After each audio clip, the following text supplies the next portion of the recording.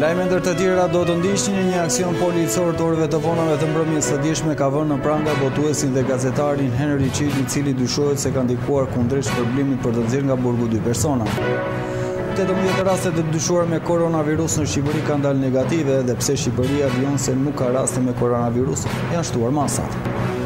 Shqiptarët vijojnë ikjen masive nga Shqipëria viti 2019 që në rekord kërkesash për azil. Edicioni informativ në televizionin Kanal 7 mundësohet nga Epi Plodekor.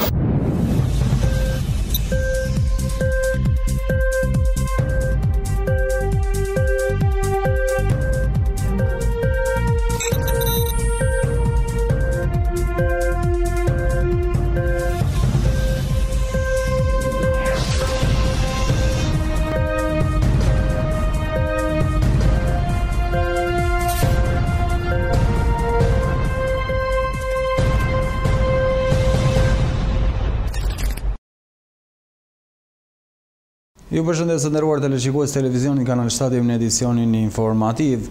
Në një aksion policor të orëve të vonave të mbrëmjes së djeshme është vënë në pranga botuesi dhe gazetari Henry Qili, i cili dyshohet se ka ndikuar kundrejt shpërblimit për të nxjerrë nga burgu 2 persona. Një aksion të orëve të vonave të mbrëmjes së djeshme ka vënë në pranga gazetarin dhe botuesi i njohur Henry Qili. Ai është arrestuar për llogaritë prokurorisë së Përmetit, pasi emri i tij del në përgjigje për ndërhyrje të një gjyqtar për lirim nga burgu të 2 të burgosurve. Ka qenë një hetim disa mujore organizuar nga prokuroria e Përmetit, që ka zbuluar këtë implikim të Qilit, që do të përballet me akuzën e ndërhyrjes në organin e drejtësisë. Bëhet fjalë për 2 vëllezër italiko, të cilët janë dënuar me burgim për vrasjen e efektivit të Reneas Ibrahim Basha, ndodhur në Lazarat gjatë mësymeve së policisë në vitin 2015, që synon të dhënë një fund të kultivimit të drogës në këtë fshat. Paralelisht me arrestimin e Qilit së bashku me avokatin Ilir Korbi në Tiranë, policia ka ushtruar kontrollet intensivshëm në disa banesa në Lazarat, me styret atë të babait të 2 djemve që janë në burg Adil Aliko. Qili së bashku me avokatin e tij janë shoqëruar në masa të rrepta siguri në drejtim të komisariatit të policisë së Gjirokastrës, po ashtu të njëjtat burime bëjnë me dije se ka dhe rreth 30 shoqëruar që do të merren në pyetje, pasi ka indicie se mund të kenë qenë të informuar lidhur me rastin. Deri më tani burime nga policia e Gjirokastrës bëjnë me dije se janë shoqëruar 2 persona, Amarildo dhe Alfred Aliko, në banesa të cilëve janë gjetur armë dhe fishek. Ndaj botuesit Henry Qili, prokuroria ka ngritur akuzat dhe falsifikimit të dokumentave mashtrimi si dhe ushtrim të ndikimit të palishëm të organit drejtësisë. Organi akuzës ka dyshime se Qili ka biseda me gjyqtarin në jug, ku ka tentuar të përvetsoj pasuri përmes mashtrim dhe falsifikim dokumentave. Po ashtu ka dyshime që Qili i mori shumat konsiderueshme parash apartamente, dyqane dhe prona të tjera në premtimi se do ndihmonte ta nxirrte të birin nga burgu. Qili dyshohet se i ka premtuar Lazarasit që do ndikonte në vendimin e gjykatës. Seksioni i hetimit në policinë e Gjirokastrës ka ndërmarrë një operacion që është rrinë në disa qytete. Ka bërë kontroll në banesa dhe janë sekuestruar armë dhe municione. Më sot për këtë çështje pritet nga Përmeti 13 arrestime të tjera. Bisedat e përgjithshme nga prokuroria e Përmetit në 6 muaj hetime tregojnë se babai i Arbion Alikos, Adil Aliko, komunikonte me Henry Qili dhe pedagogun e UET-s Ilir Korbi për ndihmuar për punën e djalit. Në këmbim të ndihmësit që Korbi dhe Qili do të jepnin në gjykatën e lartë, aty ku ndodhet dosja, në pritje për gjykuar, Adil Aliko i ka vënë dispozicion sipërfaqe toke në Gjirokastër dhe në shumë të hollash. 18 raste të dyshuara me koronavirus në Shqipëri kanë dalë negative dhe pse Shqipëria nuk ka asnjë rast me koronavirus, janë shtuar masat. Koronavirusi është përhapur tepër shpejt në Itali duke shkaktuar edhe viktimën e 17 në shtetin fqinj. Në Itali ka ndëruar rrjedhë dhe një tjetër person duke çuar numrin e të vdekur 17, ndërsa numri të prekur paraqitet i madh. Italia ka marrë masa për koronavirusin, një virus që është përhapur në thuajse në mbar vendin fqinj. Edhe ndërkombëtar po bëjnë përpjekje për izoluar virusin në fjalë. Gjithashtu të mërkurën Organizata Botërore e Shëndetit tha që për herë të parë virusi po përhapet më shpejt jashtë Kinës, nga ku e ka origjinën. Në nivel global më shumë se 80.000 njerëz me rreth 40 vende janë infektuar me koronavirus, i cili u shfaq në dhjetor. Pjesa më e madhe të prekur mbeten në Kinë. Covid-19, sëmundja frymare si shkaktuar nga virusi, ka vrarë më shumë se 2700 njerëz deri tani. Shqiptarët vijojnë ikjen masive nga Shqipëria viti 2019 që në rekord kërkesash për azil.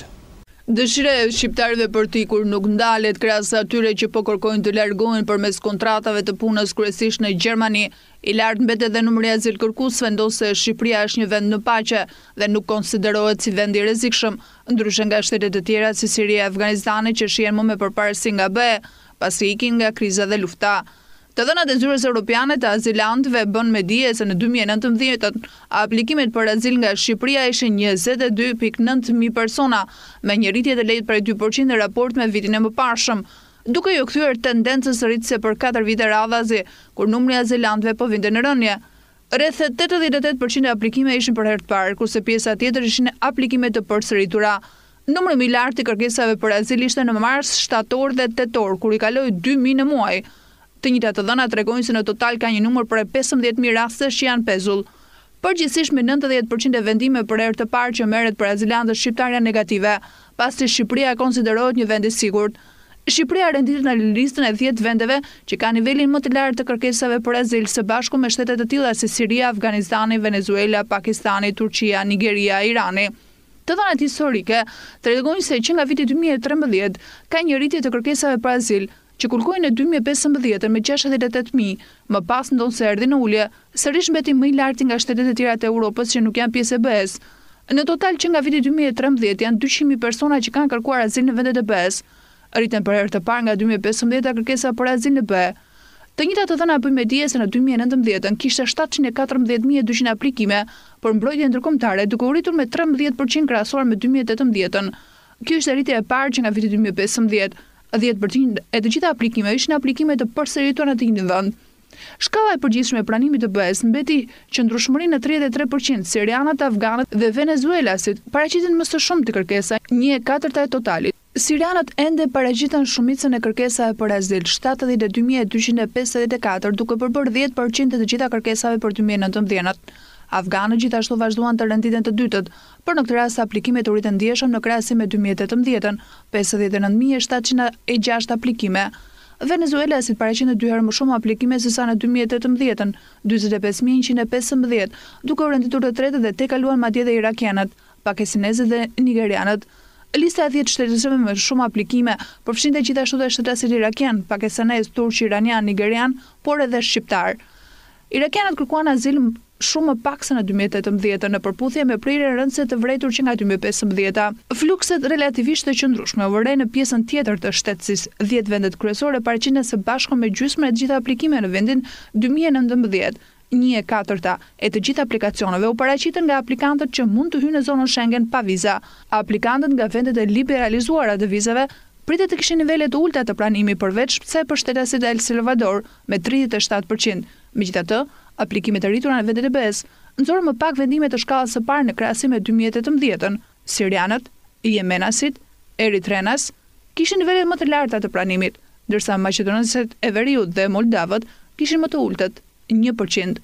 Në fund të 2019-s kishte më shumë se 900.000 raste në pritje në të gjitha instancat e BE-s. Përqendrohemi në këtë moment në zhvillim më të fundit që vijnë nga rajoni dhe bota.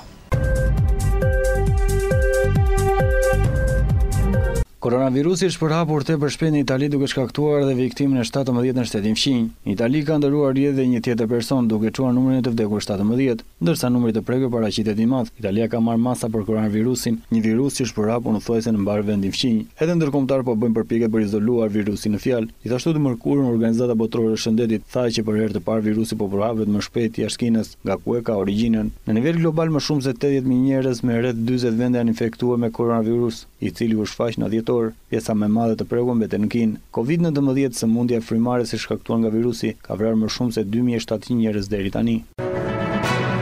Duke akuzuar mediat se po ngjallin frikën për përhapjen e koronavirusit dhe për krijimin e panikut në tregjet financiare, president Donald Trump u përpoq të siguronte amerikanët se administrata e tij ka situatën në kontroll. Ishte një dalje pazakonte presidenti Trump në sallën e shtypit të Shtëpisë së Bardhë, e dyta që kur ai erdhi në detyrë për të treguar amerikanë përpjekjet që po bën kundër koronavirusit. Administrata e tij po kërkon 2.5 miliardë dollar fond nga Kongresi. Për shkak të gjithçka që kemi bërë, rreziku për popullin amerikan mbetet shumë i ulët, tha ai. Një ditë më parë qendra për kontrollin e sëmundjes në SBA paralajmëroi amerikanët se duhet të presin shpërthim të koronavirusit në komunitetin e tyre dhe çrregullimet e jetës së përditshme. Presidenti Trump ka akuzuar mediat se kanë egzageruar problemin dhe ka përhapur panik në tregjet financiare. Natyrisht që ne duam të zbusim ndikimin ekonomik dhe shkallën të cilën po nxitet nga frika e publikut. Kjo ka rëndësi, por unë mendoj se mesazhi i përgjithshëm që ne do të shohim rastet edhe këtu dhe të përgatiten për rastet që mendojmë se si do të zbusim ndikimet, thot Jennifer Munson në qendër Johns Hopkins për sigurinë shëndetësore. Amerikanët e infektuar numërohen me disa dhjetra, por priten rastet e tjera. Deri tani SBA ka testuar më pak se 500 njerëz, vetëm ata që kanë notuar në Kinë, pavarësisht përhapjes globale të virusit. Po testojmë të gjithë ata që duhet të testohen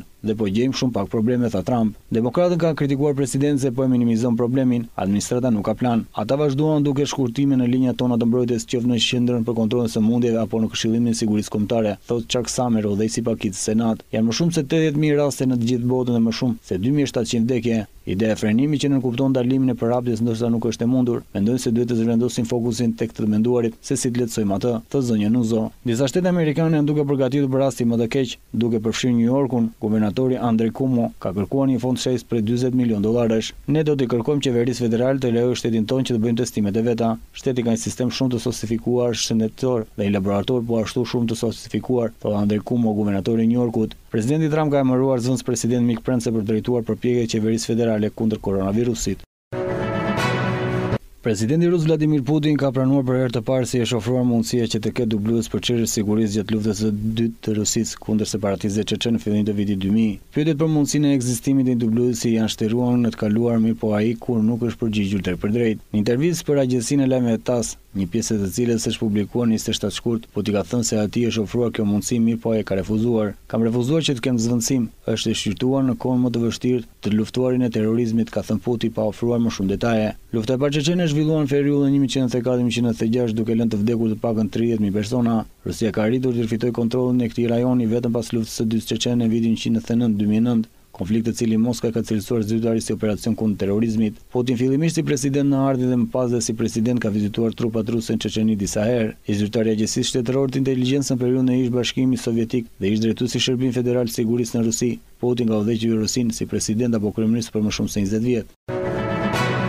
Presidenti Francës Emmanuel Macron ka dënuar zhvillimet e fundit në rajonin verbërimor Sirisë në Idlib duke quajtur ato një skandal humanitar. Duke folur në konferencë të përbashkët për mediat me kryeministin italian Giuseppe Conte, pas samitit në qytetin Napoli, presidenti Macron tha se sulmet e Bashar Assadit dhe burokrasët e tij nuk janë luftë kundër terrorizmit, por një skandal humanitar. Macron tha se shkeljet e ligjit ndërkombëtar humanitar dhe sulmet kundër civilëve janë të papranueshme. Në muajin shtator të vitit 2018, Turqia dhe Rusia u pajtuan për të rikthyer Idlibin në një zonë të deeskalimit, në të cilën aktet e agresionit janë të ndaluara. Por që nga kjo kohë në zonën e deeskalimit arbushimi vazhdon të shkeljet dhe sulmet e regjimit sirian dhe forcave ruse janë vrarë mbi 1300 civil. Zona e deeskalimit aktualisht është një shtëpi e rreth 4 milion civilëve. Përfshi qindra mijëra të cilat janë zhvendosur vitet e fundit shkaku i forcat të regjimit të gjithë vendit shkaktuar nga lufta. Shkaku i sulmeve intensive mbi 1.7 milion sirianë janë zhvendosur në afërsitë të kufirit turk, që nga shpërtimi i luftës së përgjithshme civile në Sirinë vit 2011, Turqia ka pranuar 3.7 milion sirianë të u larguar nga vendi i tyre. Me refugjat sirian, Turqia është bërë vendi që strehon më shumë refugjat në botë. Duke lënë pas zhvillimin nga rajonet e bota, përqendrohemi sërish me informacione në vend dhe fokusohemi tek fusha e sportit. Ekipi luftëtar i pritet të jetë ndryshe përballë Laçit, por për fat të keq ka patur në stërvitje disa dëmtime. Në një kohë që luftëtari vijon përgatitur për ndeshjen me Laçin në seancën e së martës, mbrojtësi shkodran Ensi Yusufi pësoi dëmtim në tendinën e këmbës së majt. Në momentin e parë mendohet se bëhet fjalë për një dëmtim të lehtë për shtatlartin.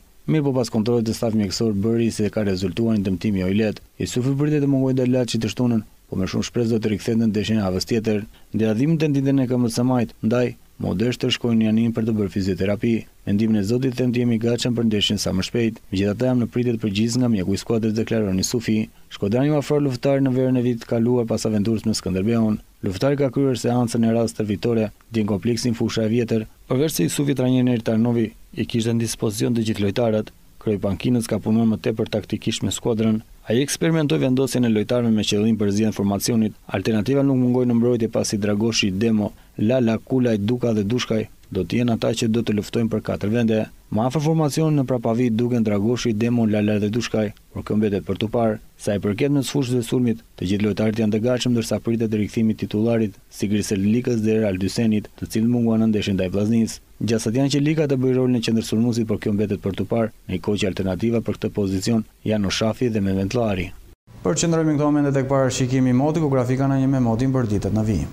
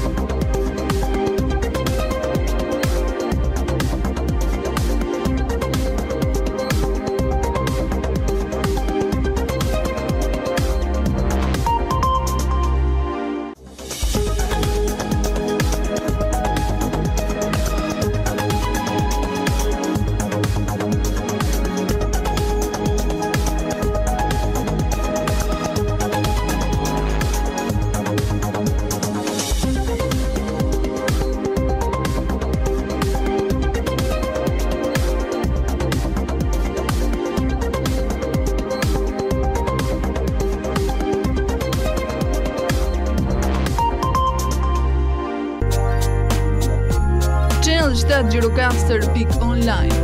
Faqja e zërit ton të përbashkët.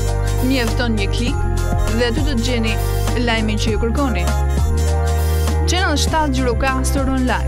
Mund të na ndiqni kudo ku ju ndodheni. Lajme minut pas minute, emisione, kronika, shtypi i ditës, foto lajm, kulturë, kuriozitete, kuzhinë, sport, transmetim live. Channel 7 Gjirokaster.online. Ajo që ju duhet. Zëri joni përbashkë.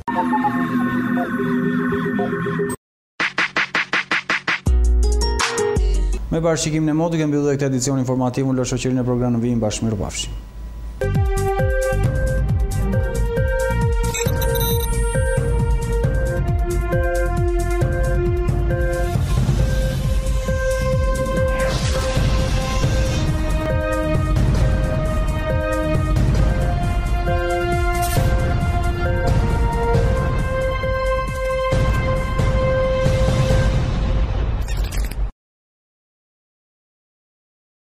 Edicioni informativ në televizionin Kanal 7 mundësohet nga Epi Plot Dekor.